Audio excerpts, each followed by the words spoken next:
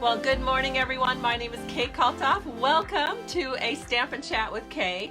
We are going to explore making some masculine cards, although a golfer myself, I would not say that just because it's a golf card, it has to be masculine. I think if you know anybody who golfs, these cards will be perfect. So that'll be fun. Good morning, Lynn. It's great to have you here. Thank you for joining us. All right, so we are going to get started here. I don't have any cards to share, so I think what I'm going to do is just flip the camera down and get started, and I'll show you the cards we're going to be making. Oh, I'm missing one of them. Let me just look around the room. There we go. I had it by the computer. I'll be right back with it. I want to share the 3 different background papers that I use to make these cards. So I'll flip the camera down and we'll get started. All right, so here are the 3 background papers that I picked to make these cards. Aren't they just lovely? I just love these cards. I think they're so pretty. Hi, Bonnie. Bonnie's watching from Cleveland today. Charmaine's here. Both Bonnie and Charmaine are in my downline group. Welcome, you guys. Great to have you here. Oh, and we have so many people sharing. So I encourage you to share, and if you do, be sure to come back here and let me know. On Tuesday morning, I'll do a giveaway. You'll get the 2 cards, the winners, the 2 winners will get the 2 cards that I'm making along with 2 yards of the real red cotton ribbon, which makes just a beautiful backdrop on these cards. And so the stamp set that we're using is from the Country Club product suite that you can see in our January through June 2020 spring catalog. And there's lots of ideas for this suite. And so one thing I wanted to share with you is the paper is really great. So even if you're not a golfer, the back side of the paper is very usable, very masculine. We'll make some great Father's Day cards or birthday cards for the man in your life. So you can see there's some plaids and argyle, and it's wonderful. I just love it. So we'll be using 2 of those plaids or argyles. I mean, I couldn't even hardly decide which I like the best because I like them all. And then the back has ones that you can take your Stampin' Blends and color in, or your markers, or your watercolor pencils, whatever you choose. And this is the full 12 by 12 paper, and I want to share with you, you can just cut this down into 4-inch sections. So cut it down 4 inches, so you'll get 3 strips, and then every 3 inches cut going this direction, and you've just cut your paper into 12 pieces where you can make 12 cards from this one piece of paper, and you can just color in these images. And to let you know, for those women out there who are golfers, they do have a woman golfer on the back side that you can color. The stamp set itself, let me show it to you, looks like this. So they just have a guy on there. So I think they were thinking masculine cards with the stamp set. But then probably as an afterthought, they were like, oops, we do have women golfers, so we better put one in. So they put one into the designer series paper. So it's a great product suite, and I've enjoyed working with it. So what we're going to do is start with what we're going to be putting all of this on. So I've got 2 card bases created. They're 5.5 by 8.5, scored at 4 1/4, and I used garden green. I mean, it just kind of makes sense. When you go golfing, you see a lot of green, and so green grass, blue skies, and it's just a beautiful thing. So here is the card bases, and I'm just going to set those aside for the moment because we have other things that we need to do first. One of which is you'll use your die cutting and embossing machine, and you're going to use it with the woodland embossing folder. And I have to say, my balls often go into the woods, and so it's just pretty easy for me to think when I'm golfing, the woods come into play. And so it was easy for me to just put that together with this stamp set. There is another embossing folder that's actually part of this product suite, and it's called the Argyle embossing folder. It's a 3D embossing folder, and it makes sort of this, I don't know, I guess they call it an Argyle pattern, but it seemed more appropriate for me to make a golf card with the woods. And so I used the woodland embossing folder in this. And these panels are cut at 4 by 5 1/4. And then I went ahead and ran them both through my embossing folder. And this is what we're going to build our entire card front on, and then just pop that down onto the front of our card. We also need an inside panel. So I have 2 Whisper White panels, both of them cut at 4 by 5 1/4. And let me just peel that off. And then on the other side, I put a strip of the Designer Series paper that we're going to be using that's on the front of the card. And that is a 1/2 inch by 4 inches. So I did that for both of these. And I have that ready to go. So I think I'll just go ahead and stamp that now, get the inside panels out of the way. As I mentioned before, Garden Green features a lot in these cards. So I went ahead and used the Garden Green ink pad. And I'm going to use the stamp that says, I hope the next year is full of green fairways, blue skies, and short putts. Oh, wouldn't that be the perfect golfer's world? That's a dream, for me anyway. So here we go. We've got this one down, and then we'll go ahead and do this one over here. And that one is done. So we'll go ahead and put these into our card. How many of you are golfers out there? I mean, or maybe you don't personally golf, but you have a husband or some other family member that gets into it. Let me know. I'm curious if there's other women out there that golf like I do. We are actually in a couples league. I was on the high school team in high school. I've actually been golfing since I was probably about 8 years old. You'd think I'd be better than I am, but golf is one way to stay humble in life. One game can be fabulous and you think you're destined to go pro, and then the very next game, all the reality comes flooding back. All right, so we've got those. The inside panels are done, and we're going to start assembling these panels. And so one of the things that we're going to need is our ribbon wrap. And so this is our real red cotton ribbon, and I'm just gonna pull some down. And let me grab my ribbon scissors. I'm just gonna cut it a little bit longer than what we need, and then I'll take some Scotch tape and tape that around my panel. And I just love this bright, beautiful, real red color against the garden green. And then I also made the golf tees red, and so it just shows up so nice. I just love it. Oh, somebody's telling me they love the little strips on the inside of my cards. Thank you.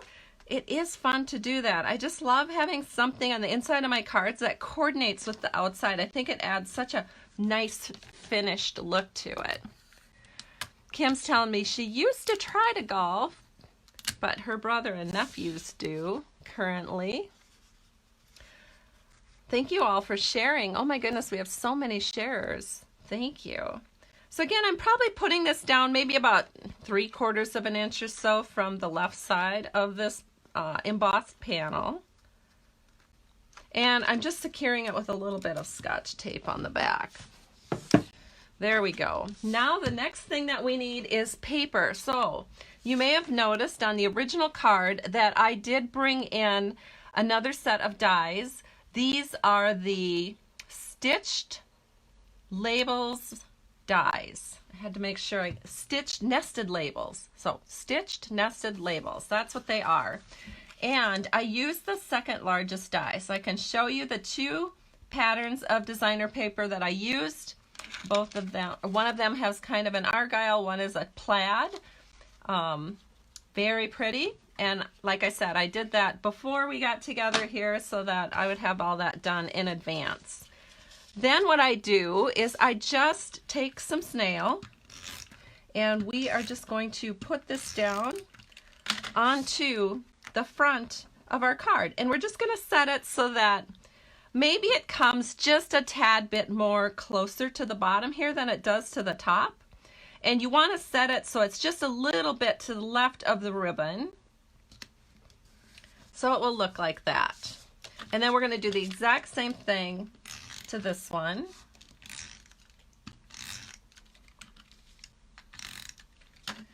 And again, we're going to set that in here so that it's just a tad more closer to the bottom. And just a little bit of the left side going over the ribbon. And then you're going to set that in.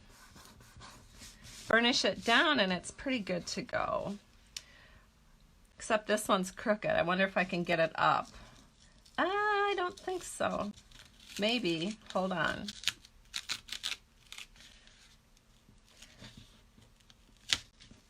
I am successful. And I also want to put a little bit more snail here on this side. And the reason is I noticed it wasn't grabbing the cardstock. So I made the snail a lot closer to this left side so that when I do lay it down, it will grab the cardstock. And now I'll make sure it's actually on there straight. There we go. That looks good. And now that's secure all over. All right, so we have our front panels pretty much ready to go. So we can actually put these on our card. It'll be just that much less that I have to worry about on my desk. And so now you can go ahead and you can either use snail or, in this case, I think I'm just going to use some multi-purpose liquid glue. Or not. Let me see if I've got a... I keep one of the old Stampin' Up! Paper piercers on hand, and I use it to open up my glue bottles. Because oftentimes I don't even put the cap on. I just put it right into my little bottle upside down, and then it's most of the time ready to go.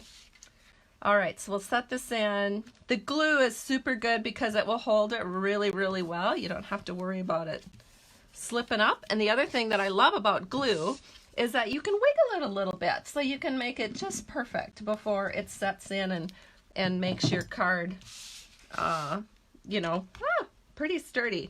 Did you guys notice the sweater I was wearing today? It is so cold here in Minnesota. It was in the low 30s. And my gosh, it feels like winter, not spring. And it's supposed to even be colder tomorrow, if you can imagine.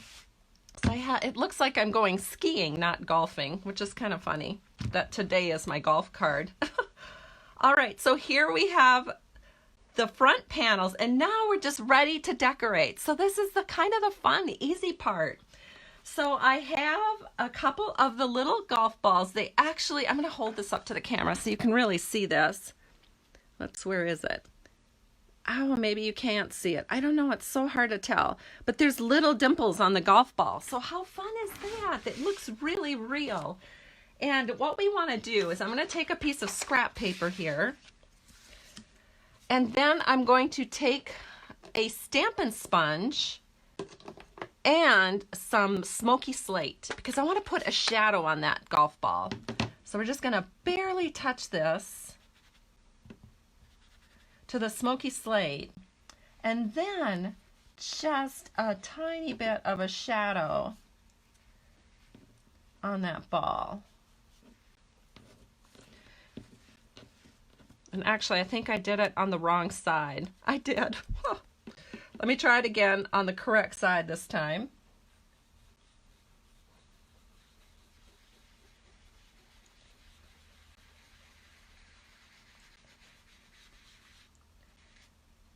You have to be very careful not to put too much on, otherwise it doesn't look good.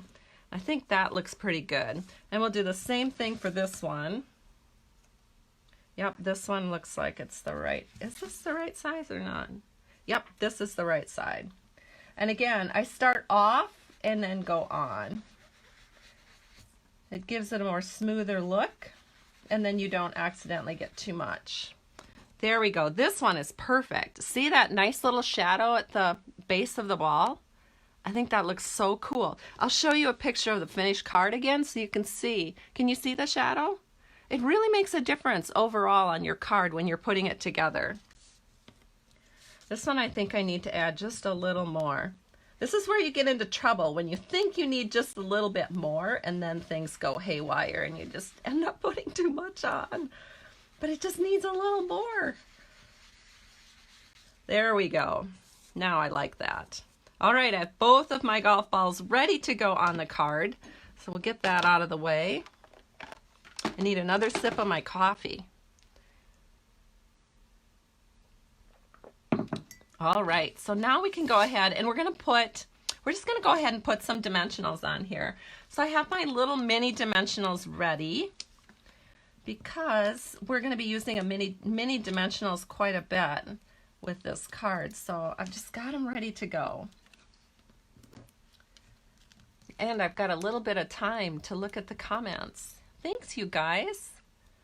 Oh, Lynn's telling me she loves the little details. Thank you. And the shadow does make a big difference, I agree. And it's hard to kind of tell when you have a lot of bright lights for videotaping. It's kind of hard to tell what the front and the back side of the golf ball is, but there is a distinct difference. And you'll probably notice when you start sponging it. The other thing we're going to be using, and I did this in advance because it would just be impossible for me to stamp this perfectly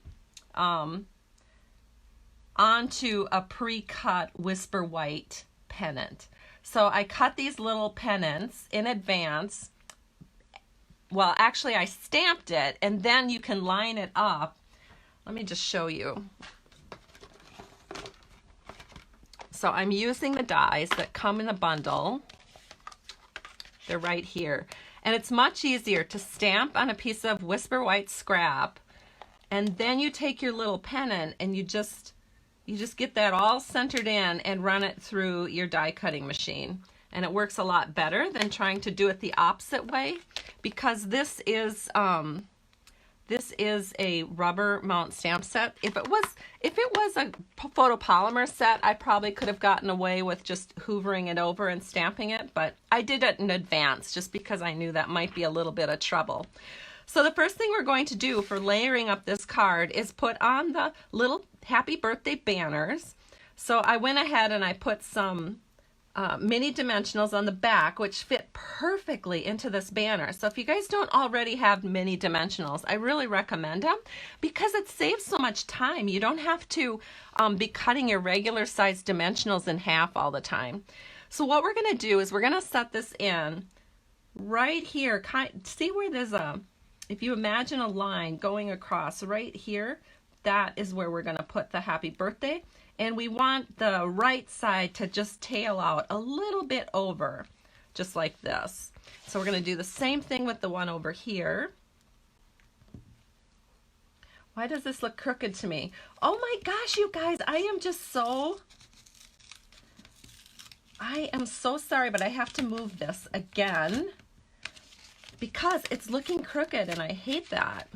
So luckily I did not put it down with glue. Had I put it down with glue, I would not be getting it up. So I'm going to try one more time. This was not the same one that I lifted up before. I think before I lifted up this one. So now this one has to take a turn getting lifted up. It just bugs me when things are crooked. You'll notice that my cards come pretty perfectionistically straight. But you know, you've all told me that's what you love about my card making is I'm very precise. So there, much better. All right, so we're gonna go back to this little banner and get him on properly. So I've got my little brie container and putting my little scraps in there. Flip it over and we're gonna set it again so that it's just kind of even here and kind of going off to the right just a tad. Plus, the other reason I have to make these cards perfect is I do the giveaway on Tuesday, and I want you guys to have really nice cards in your giveaway. All right, so here I have one put together, the grass and the tea. I'm going to show you how I did that with this other one. And it's a little tricky, I'm not going to lie. So what I do is I take a glue dot and I put it on the front side of the tea at the very base of the tea. So this is a little mini glue dot, and then I just go back here and just set it on Let's see, I think I want to set it right here. You can move it if it's not where you want it, but this looks good. So you want the T coming up out of the grass, and then you have to put some dimensionals on there. So I think for this one I'm going to use a bigger, nope, I'm going to use a mini dimensional. It's just too little down there for me to use the bigger dimensional. So this will go right here. And then we have to have some really little skinny dimensionals. See what I did back here? I have the mini dimensional here, and then I have these itty bitty little skinny ones. And to do that, I just take a scissors, which is across the room. I'm not going to use my ribbon scissors to do this. If you have a ribbon scissors at your desk, don't be tempted to cut your dimensionals with your ribbon scissors. It's not a good idea. So I'm just going to cut a super skinny strip here. You can see all these little strips. That's because I made this card for my downline members last month when we did our downline member swap. We always do a swap every month, and I had cut a bunch of those for the swap that we did. And here is another, we need another little skinny strip just to give it support, because we want the T, the golf tee, to have a lot of support.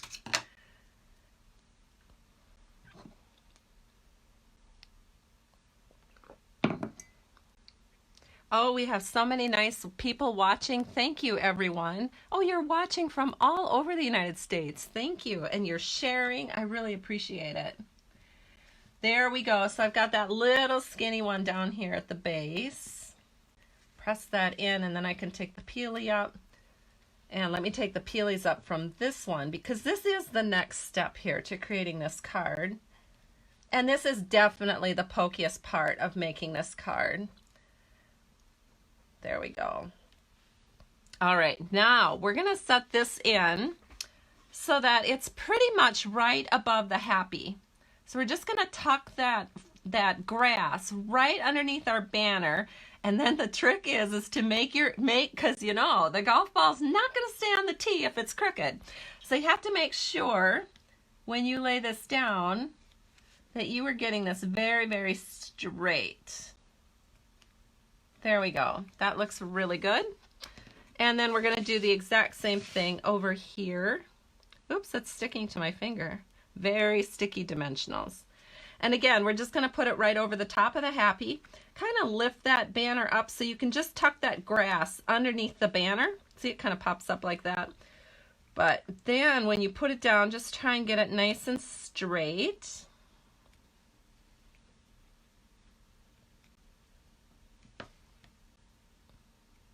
And that looks pretty good. All right, and then you just have to pop your golf ball on. So we have these all prepped with our shadow at the bottom, and that's the only important thing you need to remember about putting your golf ball on top of the tee, is to make sure the shadow goes towards the bottom. Whoops, I laid it down a little too quick. So now we're just going to make sure we have that ball centered on the tee with the shadow to the bottom, and then just give it a press. And we'll do the same thing over here. It's a lot of fun to make these cards. It is not a quick and simple card to make because you have to spend a little time at your die cutting machine. But otherwise, it goes together pretty fun, and it's just so pretty. It's just a pretty card. Again, make sure your shadow is to the bottom, get that centered over the tee, give it a press, and you just got created 2 absolutely lovely birthday cards for some golfers in your life. So this is what the front looks like, and then when you open it up, it looks like this. So a nice, good birthday wish on the inside. And let me go ahead and I'll grab that other card that I made with the other kind of a nice pattern on the background paper, so you can see all 3 of them here. And I'll do my giveaway with the ribbon on Tuesday. So be sure that you comment and share. You have through the weekend and even on Monday to do that. I truly appreciate you guys. Thank you so much. Have a wonderful weekend. Happy Easter, and many good well wishes for you. Bye, everybody.